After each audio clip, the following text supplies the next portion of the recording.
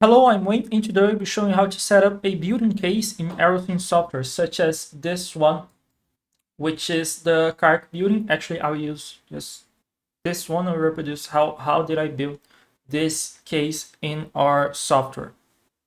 So created the project, the first thing that we will do is to import the geometries, which will be made available.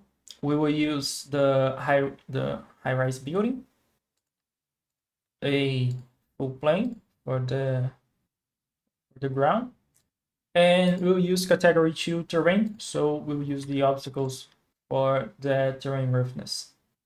So now we have imported all the geometries that we need, and we can create the case. So let's call the case car 30. Let's do a 30 degrees building. Now that we have our simulations, we can start by adding the geometries. So let's first add the plane. We can see the plane here. Then let's add the obstacles. It is here. Let's change the colors so that we can see them better. Let's make the plane white. And let's add the high-rise building. So now we have all the geometries in the domain. They're not positioned yet, so let's do this. Let's position the domain. We usually make the building of interest centralized in 0, which is this current case here. So what we do is we translate the plane and the other obstacles to get the building where we want in the domain. So let's translate the plane minus 1920 meters, and the same thing for the obstacles. This way we have the building correctly positioned in the domain. And now let's rotate the building. So here it is.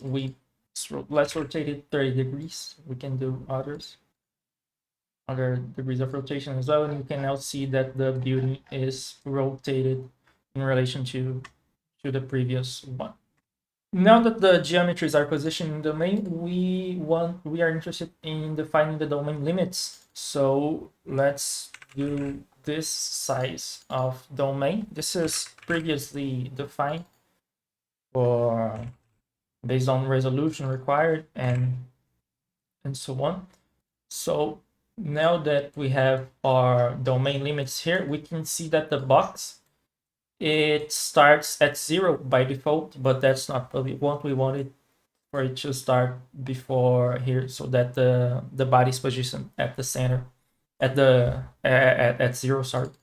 So let's translate it minus the same amount, the plane and the obstacles, and we must as well translate the domain in Z due to numerical reasons. The domain and the ground cannot be at the domain limit in Z, and the ground cannot be at the same level due to numerical reasons. So let's translate it 5 nodes. And for this case, we're using a baseline resolution of 16 meters as well. So now that we have the domain limits, we will add the refinement zones. We will have 3 refinements of interest, which is the ABL, the atmospheric boundary layer, which will be up to level 3, so up to 2 meters of refinement. The buffer layer, which will be around the building, 1 meter of refinement, and the building refinement. I will add this refinement. Let me just add the first one here as an example. So the ABL level 1, we will add it as a box refinement. It will be level 1, and it will start at the domain start. It will end at 76, and for this Y we have symmetrical. And for Z, we'll start negative and up to 436 meters. So now we have our first our first refinement zone. I will add the other ones and then show the values so that you can copy as well. Well, now I added all three refinements for the ABL. The level 1, which is this outer box, the level 2, which is this inner box here, which starts as well in the at the domain start, and the level 3 one, which doesn't start at 0 but at a certain distance from the inlet, and we can see it here. Now we'll add the buffer box refinement. So here it is, the buffer zone. It is near the building only. And last but not least, let's add the body refinement. It is body level 5. And we select the high-rise building. It will be five levels, so half a meter, the resolution of the nose near the building. The thickness that we will use is 2 meters to the inside and 6 meters to the outside. And now we can see, let me, if I hide the building here, I can see the refinement of the building that we are doing. So now we have all our refinements and the domain names defined. We can generate the mesh for the full domain, check the number of nodes for the simulations and how much each level occupies. So here we can see that it has 43 millions. It's a relatively small simulation for this kind of case. And you can see that the level that most occupies memory is the third level with 13 million nodes. And a good way to check this is to get to this view here and see from the side the refinements zones. We can clearly see now the level 0, 1, 2, 3, and the buffer zone, as well as the building refinements. We can see from above as well how it is. So this is a good way to check your how it is your mesh. Now we finished our domain setup. Let's go to the boundary conditions. For the inlet, we have two options. We'll use the synthetic adding method generator to reproduce the ABL profile. We'll use it from a generator. The offset from Z is 0. Roughness length, we'll use the category 2 value, which is 0.05 meters. The target velocity, we will use 40 meters per second.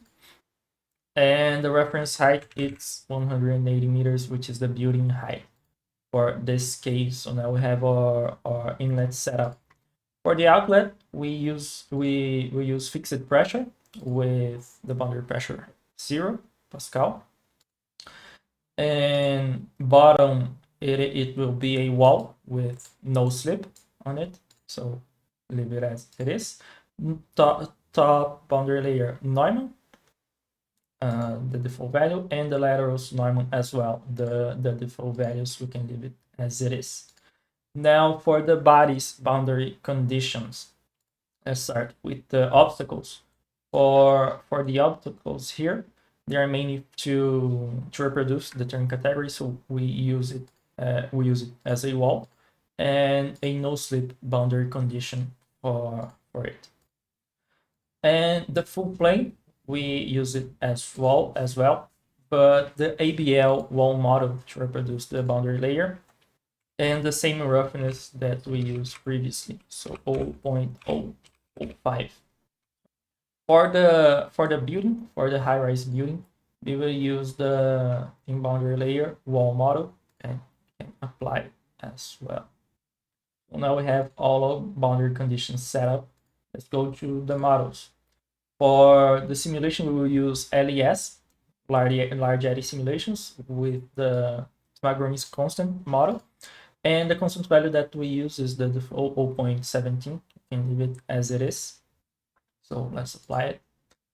For the reference values, we will change the fluid viscosity to match the Reynolds number. We will use 0.1236, which gives about a 100,000 Reynolds, which is the wind tunnel Reynolds range that we're interested in. So let's apply it. The fluid density, reference pressure, and reference velocity. Now for the simulation control, for the time, we will run the simulations for for 12 minutes, and the two initial minutes will be for development and 10 minutes for statistics. The CFL value, we can leave it as 0.1, which is the maximum value. If the simulation diverges or with some error, we can decrease this. So let's apply it. Now we have our estimated runtime of 5 hours for this case. And the initialization, we will initialize it with half the target velocity at the building height. So 20 meters per second. Now that we finished the simulation control, we have everything set up for the case to run. We then define the exports, what we want to extract from the simulation. Let's first define the statistics. I will use a region near the buffer layer, a bit bigger for the buffer layer. The sampling period, I will use 20 Hertz. And I will start capturing the statistics after the initialization, which is from 2 minutes, so 120 seconds. Now let's set all fields to be used. And we can see the statistics box here, where it is defined. After that, for define the time history exports, we are interested in the pressure coefficients. So we define two probes, the reference, let's call it reference probe, the first one, which is a point above the building. So x0, and it's used for 400 meters for it. And let's use 20 Hertz for the export as well. Put 0.5 the second period, exporting pressure. And the export parameters, we can leave it as the default values. So applying it, we can see the point where it is here. We will use this point as the reference for the pressure coefficient calculation as a reference pressure. Now let's add the body pressure, which is a body export. We select here the high-rise beam. For the normal offset, we need 2 nodes of offset due to numerical reasons as well. So since the body is in level 5, it has a half a meter resolution, so 2 nodes is 1 meter. The export period must be the same of the reference probe, so 20 Hertz. I will export through the whole simulation, so leave it the initial time. If you leave the initial time not filled, and the end time, it will go through the whole simulation. For the pressure as well, and applying the value, we can see here that it selects the body. And let's also define a line, or a reference line for the velocity. Before the beam, let's do this. Let's do 500 meters before the building, and up to 400 meters height. Let's do for 400 points and use 20 Hertz as well. Now let's export everything from this. And we can now see this line here. So now everything is set up. We can create the simulation run. So just click here and then create simulation run. This will create the files, create the source necessaries, and now we, for the simulation run, we just press play and then run this case. So that's how we set up a building case in AeroSim software.